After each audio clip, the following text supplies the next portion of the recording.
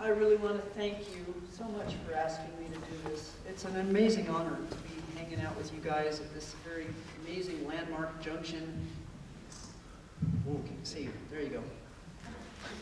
This day of all days, it is deeply, deeply honoring and meaningful for me to be the person who can talk to you as you walk out the door. Again, talking to you. So I want to thank you. I want to acknowledge this class and the students who come to this college. Your beloveds out there in the audience know something about how difficult and challenging this program is, I betcha. You have encountered something inside of yourselves that will make you amazing therapists. This is not a school that asks you to memorize concepts and then spit them back out on some examination. You're required by this school, in fact, to take what you have learned and put it inside of yourself and find it in you. What is wounded in you, what you feel is disordered in you, what has been abandoned in you. So that when you're with your client, you're really going to have a skill of discriminating what's me and what's not me. It's a beautiful program, and I'm deeply honored to have been a part of this for the time that I have. And I am incredibly honored to be speaking to you today. So I have to tell you a story about thinking about soul. I feel a little bit arrogant even talking about that, to be truthful. So I thought about what could I tell you about a story in my life, and there's two I want to come up with. One of them, some of you know that I lived in Africa for 3 years. And one day I went, West Africa was astonishing, and they had the warmest oceans I've ever been in. The deal about the ocean there, though, is when the land comes to where the water line is, and then the land slants off, and about 100 yards out drops to 10,000 feet. So you can imagine the currents that are there.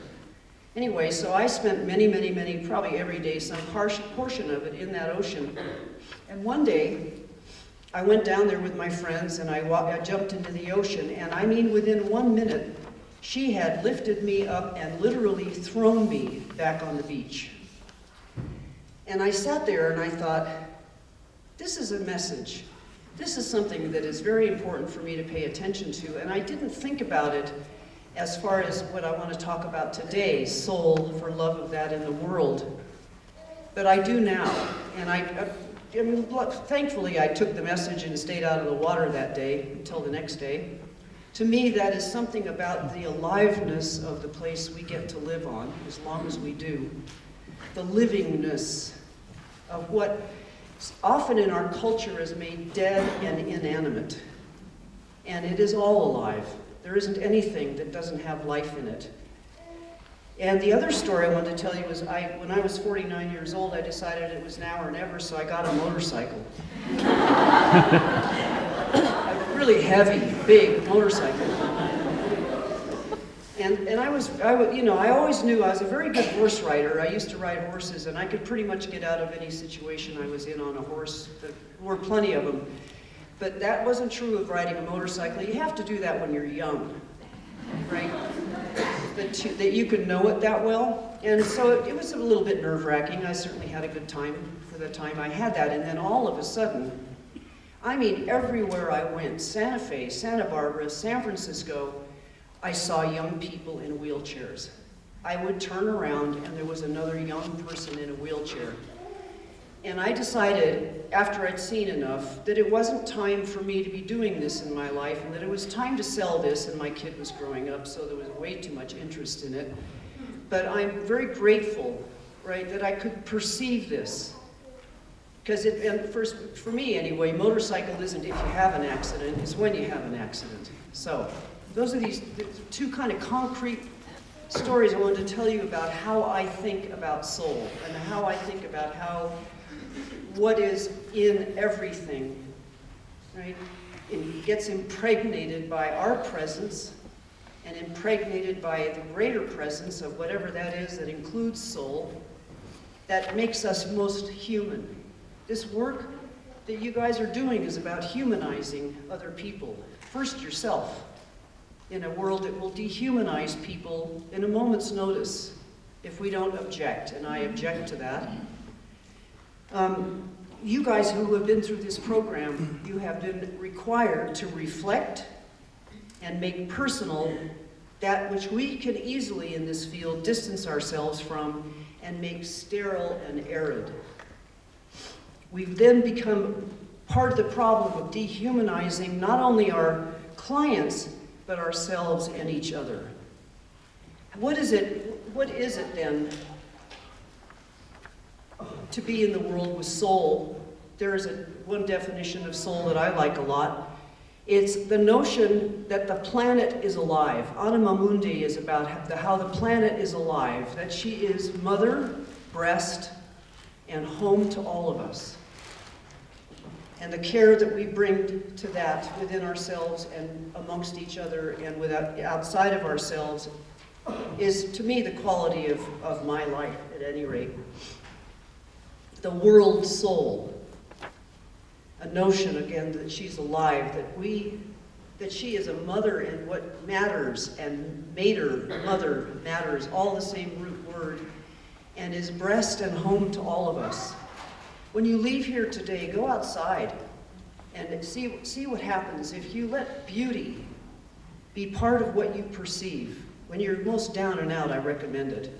I know that feeling very well. The most amazing thing about beauty, which is something I think a lot about, is that, and I know this sounds weird, you guys, especially those of you that may not know me very well, but when you notice beauty, what it does in return is it does this. It likes to be seen, right? To see this in one another, to see this incredible beauty that is in this auditorium today is a great gift to me. She speaks, soul. She speaks in images. And she speaks in silences, something it's hard sometimes to tolerate. She speaks in our imagination. She communicates in imagination, that human capacity to envision that which is not, yes? Which is the font of all innovation and all that you're going to bring to this field. This is about divinity for me. The point of seeking soul in the world is seeking and paying attention to what is abandoned, including our own and others' essence. When you bring the world into the work that you do, then the work you do isn't only about personal development anymore. Yes? The sense of this soul requires feeling. You're in this profession in a profoundly exciting time, because there's finally now a language that marries what is body, what is psyche, what is soma, what is soul. You have no idea how exciting it is for somebody that's thought about this a long time, and now that there's all this imaging and imagery, if you will, about how our bodies respond to our lives and how we can then respond or not to our bodies. To do this requires learning a language. It's not something you can learn in a book. It's something that is about a felt sense of each one of our individual ways of experiencing what is in the world, what is within each other, what is within our clients. And it requires, from my perspective, using the heart as an organ of perception. The heart also responds to beauty. It discloses to us what the heart perceives. If you dropped into your heart right now, we're very trained to use this, and it's a wonderful tool. There's not like one's good, one's bad. But to drop into one's heart and to feel. For instance, what's happening in the world today, frankly, to me, there's a great deal of heartbreak that I experience directly. And what we're doing in this profession is bringing something to people who have been forgotten and disenfranchised and abandoned, and including them in the work that we do with them so that they can find something again that's not hopelessness and that isn't meaninglessness, but is imbued with meaning. The work of soul doesn't remove pain and suffering. That would obliterate the presence of soul, a presence that vitalizes and regenerates what ails us in this culture and in these difficult times. Psyche, soul, that's the same word as soul. It's messy, and life is difficult and complicated and beyond our control. I think I don't realize finally that I have no control over anything except how I respond to what's happening. The humility to know this will enable you to work in this field and in your own lives. It will give you an ability to empathize with human beings whose experiences you've never had and you haven't shared. The power of human empathy can be mobilized to collective action. Another thing I so respect about Southwestern is this an emphasis toward going into the collective and going into action. Then the power of human empathy becomes effective action, and we can learn to understand another person without having their experience. Feel ourselves and feel ourselves into some other person. Not think ourselves into that, but to feel it. Now, this kind of power to do that can be used to manipulate and control just as much as to empathize. But to open ourselves to the suffering that does not touch us personally, we can refuse to know that, or we can make a friend of that first, you guys, a ho to all of you students, first in your own lives, and the way that you have done that. Plutarch said that what we achieve inwardly will change outer reality. I have no doubt about it. There's an inescapable connection between what is within us and what is outside of us, in the world and all of life, not just human life, but all of life.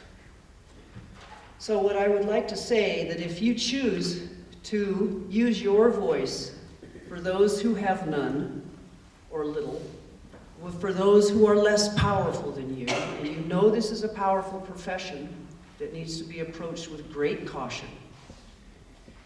Those who have fallen into misery and hopelessness. Yes, it takes incredible courage to do this work. This is dangerous work. I know people don't like to hear that, but it is dangerous work that we're doing. Imagining yourselves into the lives of those who have fallen into a place of hopelessness, and being a presence and a witness to that there really is something else. So I guess I'll end because I don't want to take too much time here. However, let me see where my notes are. Okay. For me, and this is what I pray for. This is what my prayer in the world. Carl Jung said prayer potentiates the unconscious. It brings it to life. For me, soul honors what is instinctual, what is unpredictable, unreasonable, illogical, emotional, irrational, impure, untamable, and what is considered barbarian and unfamiliar. May that bring ourselves back to ourselves, that we can know this and hold this for the world and for the soul in the world. Well done, you guys. I know what this took.